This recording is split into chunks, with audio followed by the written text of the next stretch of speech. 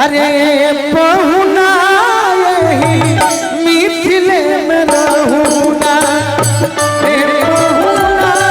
यही मिथिले में रहूना,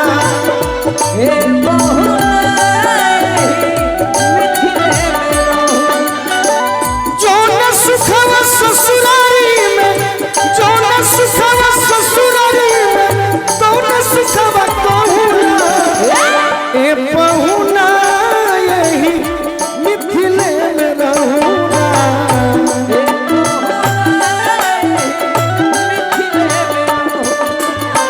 अरे पहुना यही मिथिले में रहूना,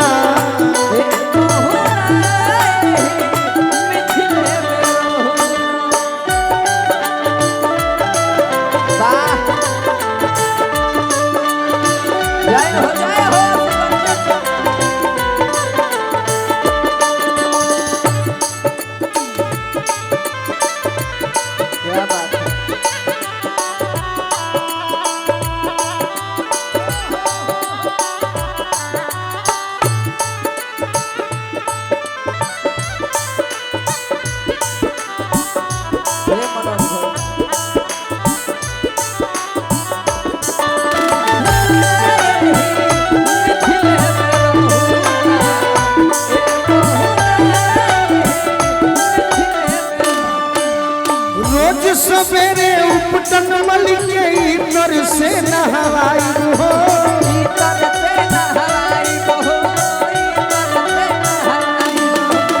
रोज सवेरे उपटन मल के इतर से नहवाई हो,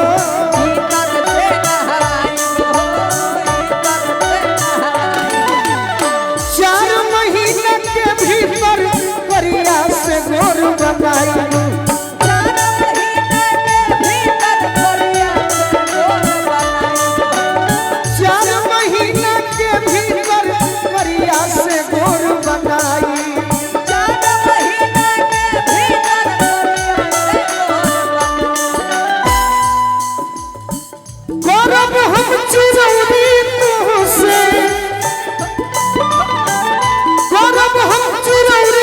से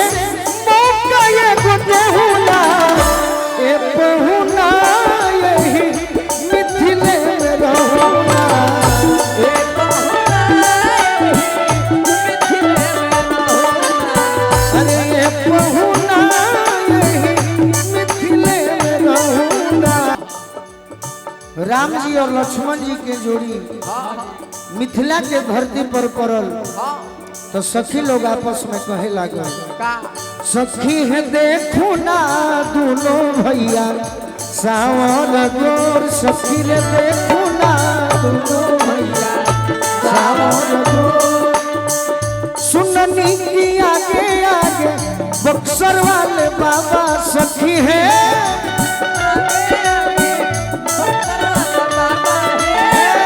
सुननी की आगे आगे बक्सर वाले बाबा सखी है देखो ना पीछे पीछे बुला किशोर,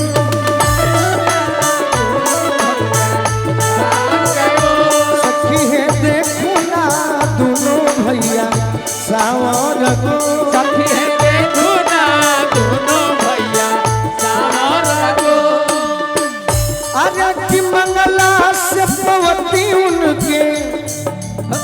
अखिया में बिछोती सखी है,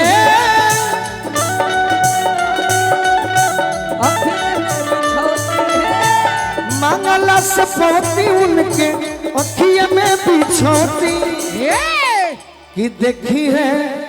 ये सखी रे देखो ना, अरे मनवा नया नवा के चोर, सखी रे देखो ना, सखी रे देखो ना दोनों भैया सावर गो, सखी रे देखो ना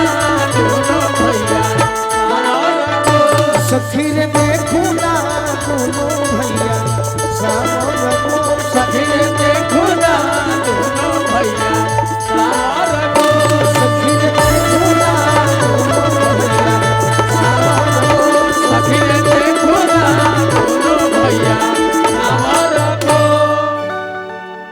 सखी है देखू ना